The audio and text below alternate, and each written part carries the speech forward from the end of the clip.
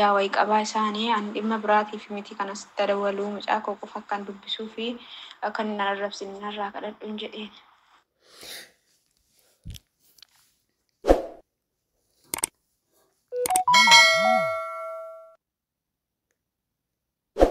Nagaan waaqayyo isiniif haa baay'atu jaalatamtoota hordoftoota chaanaalii kiyyaa akkam jirtu nagaa keessanii nagaadha rabbiin galannaa ta'u isinis lafa jirtanitti nagaa guddaa qabaadha isiniin jecha har'a obboleettiin tokko gorsa keessan barbaaddee koomentii akka dubbifattuuf isin immoo karaa koomentiitiin akka gorsitanii fi yaada ishii dhuftee isinii dhiyeessitee jirti kanaaf iyyuu adaraa keessan adaraa namummaa wanta isinitti dhaga'ame maaliif namni tokko gaafa namatti waan tokko baase imatu furmaatan argadha laata jedheeti jechuudha. Obboloonni keenya baay'een gola namaa keessatti kan isaan of ajjeesaa oolanii fi sababa rakkina isaanii dabarsanii namootatti himachuutii hin dandeenyeef jechuudha. Kanaaf iyyuu wanta keessanitti dhaga'ame arraba tokko malee jechuudha. Obboleettiin keessa wanta ittiin deebitee jabaatte jireenya ishii ijaaruutii dandeessu wanti ishiin deebitee ittiin abdii horachuutii dandeessu adaraa keessanii namni obboleettii qabdan namni dubartii taatanii dhiiras ta'a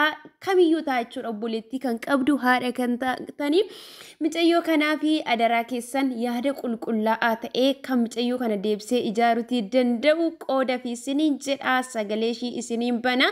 Mucayyoon kun abbaa manaa qabdi abbaa manaa ishee wajjin gaa'ila karuma seera qabeessani jechuudha kan ishiin dhaabatte erga abbaa manaa ishii kana wajjin immoo gaa'ila dhaabattee ijoollummaa ishiitti kan ishiin gaa'ila dhaabattee sana booddee daa'imallee wal wajjin godhatanii gara biyya Dubaay kana dhuftee jirti. Mee kana hunduma isaayyuu sagalee ishiitirraa dhageenya sagalee ishii amma dhumaatti dhaggeeffachuudhaani adaraa keessan adaraa isiniin jedha adaraa obbolummaa mucayyoon kun otoo wanta tokko taate borutti nu qocca'u suuraa ishii fuunee olii gadi oofuun keenya inaaf waan ta'eef adaraa keessanii wanta isinitti dhaga'ame koomentii jala kaa'aa koomentii keessan nan dubbifadha jettee jirti waan ta'eef adaraa.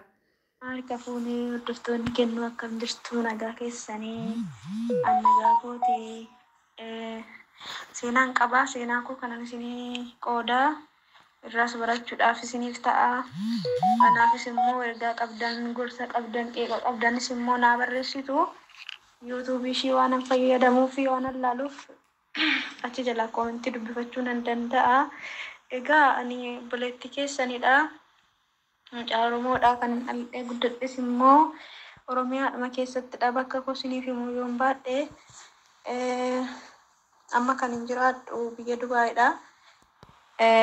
Seenaan koos akkana ture ani daa'imummaa koottidha kan inni gaa'ila godhadhe yookaan immoo umurii waggaa 15ttidha. Namni nan gaa'ila wajjin godhadhe kana nama sirriitti beekuu miti. Yeroo sana jaalalaanis miti dirqamnis keessa jira. Waa'ee jaalalaallee hin beeku waa'ee jiruullee hin beeku hin ture. Umurii waggaa 15tti namni amma kana hin beeku. Egaa ani kutaa 4 kan hin baradhe barumsallee baay'ee hin baranne. Haalli barumsaallee waan hin mijanneef baadiyyaa waan ta'eef egaa akkuma beekamu ijoolleen baadiyyaatti dhalattanii guddattan ni beektu. Barumsaaf baay'ee amma nan mijatu. Barumsicha addaan kutee waggaa tokkoof akkas waggaa lama akkas mana ture. Gidduudhuma sanatti namni nan gaa'ila wajjin godhadhe kuni nama guddaallee miti dargaggeessumadha. Na argee waa'ee jaalalaa natti haasa'e. Waa'ee jaalalaa waan hin beekne qabu yeroo sana isuma namni namatti dhiyaatu firri waliin jiraatu se'a. Dhiqoo nama naannoo keenyaas miti nurraa siqa waan ta'eef ani immoo fagaadhee nama hin beeku nama safaraa nama ollaa ta'e maleedha. Toleen jedheeni akka naannoo keenyaa sanatti warri isaa qabeenya baadiyyaa jedhamu kana jechuudha. Abbaa qabeenyaati jedhamanii beekamu ture. Kiyyallee maatiin nama of danda'eedha. Gaa'ila wajjin godhadhee gaafa qe'ee isaanii dhaqu qe'ee isaanii jaalalli hin jiru nagaan hin jiru yeroo hundumaa wal lolu yeroo hundumaa wal qocholuudha. Gurbaan kun immoo hin dhuga ture. Ani immoo yeroo sana maatii guutummaa miti maatii kootiyyuu amantii Pirotestaantiidha kan nuti hordofnu ture. Waan dhugaatiin hin jiru qe'ee keenya. Gaafa naqee jireenya kana keessa galu jireenyichi ulfaataa deeme waan hin godhun dhabee jechuudha. Ani waa'ee isaa waan hin beekne waggaa tokko booda baay'eetoon turiin garaatti na afee waggaa tokko booda umuriin koos da'umsaafis ulfaa'uufis waan hin geenyeef baay'ee rakkadhee rakkina hedduu keessa darbee mucaa durbaa tokko godhadhee mucaa durbaa sana addaan godhadheen booda isa faana jiraachuudhaaf baay'ee cimee na rukutaa anaa waliin galuu jaalala naaf hin kennu haala rakkisaa wayii ture. Na waa'ee biyyaa ba'anii deemuu kun immoo baay'ee ulfaata garaa na mucayyiin alattee waggaa tokkoo fi ja'a gaafa ishiin guuttu egaa namoonni na gargaaree naa guddise maatii naa guddise maatii kurra baay'ee waan fagaannee fi isaan na gargaara malee waan danda'ellee baadheen deemu ture. Innaa mucaa koo maatii kootti kennee akkan deemu yaadee yeroo sana rakkin nama kanaa jiraachuu baatuyyuu haala nan keessa jiraadhu waan ulfaataa ta'eef isarraa yoon fagaadhennis boqonnaan argadhadhee waan yaadeef biyyaa ba'uun murteessee mucaa kootiifis immoo garaan koo toluma na raafamu garaa jabaadhee mucaa koo haadha kootti kennee gara biyya Dubaayitti imaluudhaaf piroosesii jammaree paaspoortiin naa bahee baay'eetoon turiin ji'a lama booda gara Dubaayin dhufee jechuudha. Innaa yeroo sana inni baadiyyaa umattan gatee dhufe baadiyyaa ture bilbila hin qabu. Biyya kana dhufe afaan hin beeku egaan beektu gaafa haaraa biyyaa bahanii biyyi kun haala nutti rakkisaa ta'uun bo'uu rakkadhu. Waggaa tokko booda sagalee maatii kootiyyuu dhaga'ee inni garuu darbee na dubbisa bilbila namaatiin nan dubbisa. Waggaa tokko booda kadhadhee dan afaan baree bilbiluu birriuma kootiin bilbila bichisiifadhee. Egaa jalqaba gaafan biiroo dhufu biirootti daa'ima uumaa lijjii dhuftee jedhanii baay'een qalladhaa baay'een xiqqoodha. Umuriin koo osoo hin gahin itti daddabalameedha kanan darbee egaa akka ammaa kana rakkisaan turre yeroo nuti biyya kana dhufnu akkuma salphaatti darbuun hin danda'ama akka ammaa kana piroosesiin isaas hin cimu baasiin isaas amma kana miti waan ta'eef ani isaan hojjedhu isumatti hin kennaa isaan bakka biyya kana dhufee jaajaa booda ol koottu jedhanii ol fidee gara magaalaatti lafa bitee mana ijaaree jechuudha. Yeroo sana gaa waan qabu ofuma kootii isuma nan hojjedhetti kennee bichisiisee mana bitee lafa bitee mana ijaaree isa keessa taa'uu jammaree. Ani gaa ergan isa biraa deemeeti dhugaatii sana gaa addaan kutee ture.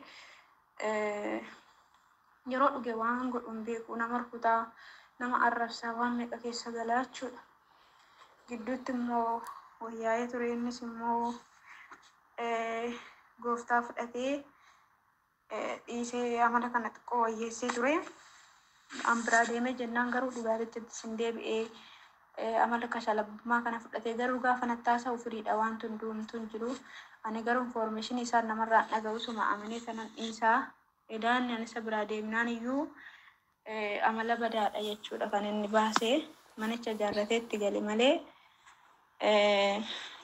oolmaansaa bakka biraadha jechuudha. Akkuma ta'etti hojiidhuma waan ta'e wayii hojjechaatuma iyyuu birrichaan qabatu ture baballeessaa iddoon taane oolaa isa kanaan eeggasiin dhagaa fi information isaa eega jireenyi koo hundumti isaayyuu babbadeeti information isaa kanan dhaga'u. Yeroo tokko walitti bu'iinsi siin jira ani gaa mucaan koo sunaadhaaf abbaa malee adda baatee guddatiin jedheetuman obsee ture. Daa'imti koos immoo amma jabaattee waggaa 5 guututti maazarii koo bira turte achiin booda immoo guddattee gaafa xiqqoo cimtee jettu gara magaalaatti dhuftee akka ishiin barattu taasisee egaan firiidamiidhaan waan jiraatuuf mucaayyuu fuudhee guddisuu hin barbaanne garuu amma dirqamumaan fuusisiisee mucaan akka barattu godhee jechuudha. Waan hunduu mataa kooti garuu akka waan ofii isaatii dadhaboo akka waan ofii isaatii waan biraatti yaada yeroo nuti dubbadhe garuu akkuma naaf firiidamitti nattaasa'a asumattuu immoo nagaa naaf hin laatu garuu maallaqicha akkaan gaachuudhaaf agan damoota fudhadhee maallaqa harka isaatiin gahutti nama gaariidha. Sana booda garuu natti jijjiirama ture haa ta'u malee homaa miti dheeruma nobsee dubartii hin obsiti waan ta'eef rakkinni biyya shamarran biyya ormaa silaan dhumu. Egaa mana kooti akka arganitti mana ijaaranii diiguun hin cimaa deebisii immoo namni gaala godhatee gaala keessaa ba'uuf immoo maqaa meeqa qaba waan ta'eef jedhamuun dhiisee obsee danda'eetuma waggaa amma ta'e ture. Gaafa waggaa kontiraata sana fixee jedhu mana sanatti baay'ee natti cimee jennaan mana jijjiirradha dheetaniin biiroo deemee achiin biiroodhaas immoo ammas immoo hojiin dandeessu xiqqoodhaadhaan isuma tolma tuffatanii mana wayiin galee ta'uu didee mana 3 4 5 akkas jijjiiree ta'uu didee achiin booda mana wayii gaafan galu manichi biirootti na deebisuu diddanii kontiraata na hojjechiisanii garuu damooza natti hin laatanii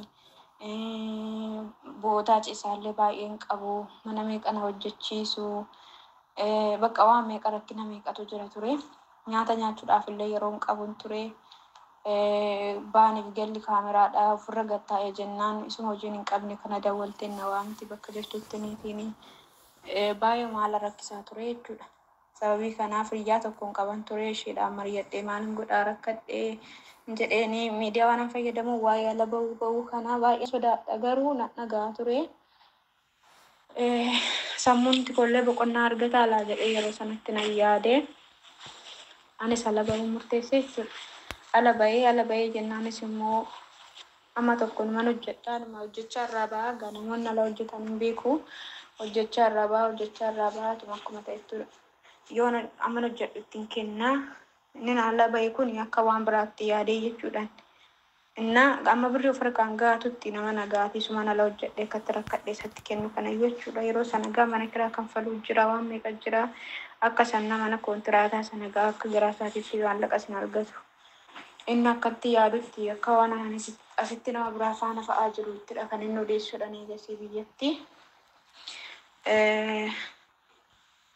Achiin arraba isaatiin baay'ee na miidhaa yeroo natti dawwaluu na arrabsaa nagaa naaf hin laatu sababii kana irraan kan ka'e baay'eema tokko rakkadhee achiin booda bakka waggaa meeqa booda naannoo waggaa biyya kana waggaa 5 gaafan guutuu nan galan jedhaa yeroo nan galammoo dhee maallaqa walitti qabadhu wanta ta'een hojjedhaa maallaqa kenneedhaa kanadhaa sanadhaa to'uma jedhuu lafa fa'aa biteetaniin mootummaan irraa fudhateedhaa to'uma jedhuu harka duwwaa na hambisee manitti mashii ijaarratee itti galee malee waan hojjeteen qabu jechuudha waan mul'ataa hojjedhodhee maallaqatti kennaati maalitti beektaanatu sirreessanatu hojjetaa naan jedhaa waan nan barbaadu garuu naan hojjetu jechuudha. To'uma akkana jedhuu karaa biraa akka namni maqaa isaan dhoofnee fi akka waan anasitti baala gaafa akka waan anasitti waan biraa gochaa jiruttidha kan inni haasa'u jechuudha. Ani garuu jiruu kon sirreessa jiruu kon fooyyessaa yooma joonjaa malee waan akkasii keessa galeen hin beeku. Egaa namoonni naalatti faana jiraachaa tures ijoollee shamarranii duwwaadha. Haaluma rakkisaa wayiiti waanuma badaa wayiitidha jechuudha kan inni haasa'aa ture. Rakkadhu malee waan biraa keessa galeen hin beeku. Hojiinis yoo dhibee ijoolluma shamarranii yoo tokko faana galee mana taa'aa. Itorma jedhu booda bakka nan dadhabee hojiirraa seenanii gaafa ba'an waan baay'ee namatti dhaga'ama. Jireenyi biyya Oromaati hojii madaamii waan meeqa mataa nama nyaata achi booda rakkannaan bakka anarraa adda bahii na dhiisin jedhanii inni duraanuu fedhii qaba afaan korra eegaa ture kana jechuudha. Bakka kana booda jedhee achiin bilookii godhee waggaa tokko booda gaafa natti deebi'u innoo dubartoota meeqa faanayyuu ta'eera jedhanii. Anis murteessee tumanii isarraa fagaadhee bakka mucaa kobbichaa daraa waan asitti kenne waan asi gaafadhuun qabuun jedheeni kanaan dhiifnee waggaa tokko booda bakka dubbiidhuma sobaa kana odeessaa achitti gaa'ela godhattee achitti ilmoo godhattee gaa'ela godhachuuf miti obboloota koo kanan biyyaa bahee maqaa meeqanatti baasee waan meeqa odeessee inni akkasitti maqaa na balleessee jechuudha. Maatii ani immoo amma isaan amma kan akkas na godhanii maatii isaas amma kana na miidhanii waan meeqa bakka hojii meeqa dubbii meeqa waan meeqatu jira nagaan qabu manatti yeroon isa bira jiru gaa na rukutallee manatti illee seeraan hin galu nagaa naaf hin laatu firiidamiin qabu yeroo hundumaa boo'icha dhiphina ture garuu an amma kana maatii kootti meen beekoo jechuudha. Innaa ofiishiitiif keessa galteedhaan isaan waan yaadanii waan nagaddan illee hin qaban ture yeroo sanaa waan maatii waan beekan hin qabanii gaa'ela kanas akkaataan itti keessa galee rakkina maaliif akka na mudate illaan isaanii waan ani ifa godhe hin qabu maatii faana taa'ee waa'ee jireenya kootii isaan faana haasa'ee hin beeku. Egaa isaan biratti nama gaarii fakkaata manatti yoo galee garuu nama biraanatti ta'a jechuudha. Isaan akka nama gaariitti akka nama gaarummaa qabu wayiitti isa ilaalu garuu nama labiraate jechuudha kan inni qabu amala meeqa qaba. Toorman jedhu bakka kan narraa adda bahu murteesseen itti himee waggaa tokko booda gaafan deebi'ee dubbisu jedhu miidiyaa irratti iyyuu nama shamarran nama biyya arabaa namatti taasisa miidiyaa irratti gadhiisaa jechuudha. Dorman jedhu adeemsa keessa ifa baafatee jechuudha. Innaa achiin anis nama ta'e wayii jaalladhee nama ta'e wayii anis dhiigee masaatiif maxxansaa jechuudha. Maxxansee achiin booda bakka torma jennu adeemsa keessa akkatti mucaa koo dubbisu iyyuu nan dhabee mucaan isa bira jirti waan ta'eef yoon itti dawwalee na arrabsaa wanti dawwalee waan meeqa naan jedha. Egaa jechina ulee wayya jecha namaa caalaa jechuudha. Waan godhun dhabee achiin booda riyaa wayii qabaa isaanii an dhimma biraatiif miti kanas itti dawwaluu mucaa koo qofa kan dubbisuu fi akka inni na arrabsine narraa kadhadhuun jedheen. Achiin garaa dhalaati waan ta'eef mucaa koo obsuu hin dandeenye. Toleedhaan jedhee bilbila irraa kaasee mucaatti kennaa mucaa dubbisee numan cufaa itoodhuman jedhu booda ofii isaatiif xiqqoo na dubbisuu jammaree nagaa ta'ee moolaadhee yaadee guyyaa waa'ee kanaa kaafnee haasofnee jechuudha. Xiqqoo garaa hiree waa'ee mucaa kanaatti walitti deebinaa laadhee yaadee namoota nu gidduu jiran kanas dhiifnee numatu warra jalqabaati waan ta'eef amala isaas danda'ee mucaa koo guddifachuudhaaf yaadee carraa tokko tonsii kenne maal gootan jedheeni kanuma kootti jiraata mucaadhaaf jedhee qabata mucaatii fi isuma ammaa kana iyyuu hin dhiifne maallaqatti hin kennaa jechuudha. Jennaa yoomanii siraa dhabeen ofitti si deebisa namna waan jedhu jechoota wayii darbate tole baqqaadheen dhiisee baay'ee tonturiin isuma dhiyoo jechuudhaan tolman akkatti joonja'u waggoota 7 lakkoofsisee jechuudha. Birrii waggaa 6 akkas isa nyaachiseera. Jireenya kooti jiru kooti ijaaree na jijjiiree na gammachiisatti na galcha'ee uuman isa faana xaaraa garuu ni waan biraa godhaa jechuudha. Waggaa lama guutuu kaan irra bakka adda baaneetii iddoon waa isaas dubbachuu dhiiseetii garuu amma namoonni isa faana jiraatan namoonni isa beekan jalqabaa kaasanii as biraa deemtee iyyuu baay'ee tunturiin inni kan dubartoota faana akka barbaade ta'aa ture informationii namarraan fudhanne malee silaa amma kanaa akkas hin taatu jedhanii namoonni baay'een information isa gaafa naa kennan baay'een gaddee jechuudha. Isa dura waan an beekuun qabu waan ta'eef maatittis dhiyoo miti hiriyoota isaa keessas naman beeku naman gaafadhu waan hin qabneef humaayyuu bakka waan manni taasisan dhugaa dhadhee amana waan ta'eef abbaa manaa kooti waan amaan irratti yaadadhee waan an hin yaadneef guyyaa tokkoyyuu waa'ee isaa nama gaafadheen hin beeku. Itoodhuman jedhu kana keessa adeemsa keessa hojiin isaayyuu ala ba'ee dubartoota meeqa faanatoo ta'u amma mucaa ishee ollaan irratti maxxanse kanas dhiisee nama biraa kanuma biyya arabaatii galtee fuudhee jedhanii dhaga'ee kanuma kootiin egaa akkuma nama ilma fuusiseettan nan dhiisee yoo waa'ee isaa garaa kutadheeras waan ta'eef baay'ee maanatti hin dhaga'amne garuu kanatti dhaga'amoo jiraate waa'ee daa'ima kootiiti. Egaa waan hundaafuu waaqayyo gaariidhaan jedha. Egaa namoonni seenaa koo kanarraa waan baay'ee barattoodhee yaada. Abbaa manaa kootis jettanii baay'istanii akka namanne immoo baay'istanis akka shakkine yoo argitanis immoo akkuma koo kana urgufattanii amantanii kana naa godhanaa ijaarana jijjiira jettanii waan qabdan hundumaatti hin kennina. Nama hundata akkasii jechuu otoo hin taane namni gaariinis jiraachuu danda'a. Garuu baay'inaan yeroo ammaa kana seexanaa ta'uun beeku namni baay'een maallaqa yoo argee namatti jijjiirama. Isuma rakkina keessaa baaftanii lafaa kaaftanii baay'ee tonturiin gaafa of harkatti argu gaafa ijaarrate kan kooti jedhee of harkatti qabatu nuti immoo asitti dadhabnee gaafatti kenninu ijaaramee sirratee bareedee itti gallaa itti boqonna jennee yaanna malee amaan irratti yaadu jennee yaannu. Garuu immoo namni biyya jiru maal akka ta'e hin beeku baay'een isaa jijjiirameera akka nuti dhiifnee baanuun ta'u of eeggannoo taasisaa waan hundaafuu warri daa'ima qabdanis warri daa'ima hin qabnes warri immoo waan akaadhumaadhaan jirtan illee waan hundaafiyyuu of qusachuun gaariidha. Sammuu keenya dhabuu ta'a biyya ormaatti anaanis immoo waan na gorsitan na gorsaa waan arrabsuu barbaadanis na arrabsaa waan isinitti fakkaate naan jedhaan isinin jedhaa obboloota koo egaa keessaa na hambise malee baay'ee dheeraadha seenaan koo dubbachuudhaaf baay'ee waan ulfaataa hedduutu iyyuu jira irra daddarbee waan muraasa isinii tuqee namoonni baay'een gaafa maallaqa argan nu jaallatu gaafa maallaqi dhume immoo nuti jijjiiramu jechuudha. Rakkinaa keenya kan beeku biyya ormaa keessa warma jiraannu bichaatu waliif beeka malee warri biyya jiran rakkina keenya nuuf hin beekan. Innaa kanumaan isiniin jedha jabaadhaa waa maraafuu waaqayyo nuuf dabarsaadhee yaada galatoomaa.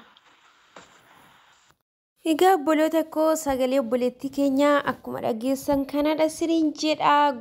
Yaada obboleettii kana keessa illee waan hedduu akka fudhattan abdiin qaba. Obboleettiin kun dura jalqaba duraa otoo barattuu daa'ima taatee dirqama wanta fedhii isaa irratti raawwatee sana booddee wanti ishiin gootu gaa'ela waliin dhaabachuudha jechuudha. Maatii ishii dirqama heeyyabsiiftee akka sanatti booddee immoo erga mana galfatee illee namni kun acuucaa ture jechuudha. Harka isaa jala galfatee nagaan argadhaa laata namni kun illee injijjiiramaa ifooyyaa jettee erga dhala godhatanillee gara biyya harabaa dhuftee maallaqa ishee abbaa manaa kootettee irratti ergaa turte. Amma garuu maallaqa ishee waggaa 6tiin dubartii biraa fuudhee jira isiniin jedha obboloota koo. Wanta isinitti dhagahame hadaraa keessan koomentii barreessaa fi namoonni seenaa qabdanillee akka kanatti isiniif dhiyaachuu danda'a. Sinin jedha keessanii na dubbisuuti dandeessu sinin jedha seenaa keessanii barreessuudhaan akkasuma akkuma obboleettii keenya sagaleedhaan illee maaliif namni walii furmaata gaafa namni waan tokko isiniin mari'atu akkasitti tolee godha hin jedhinaan jechuudha.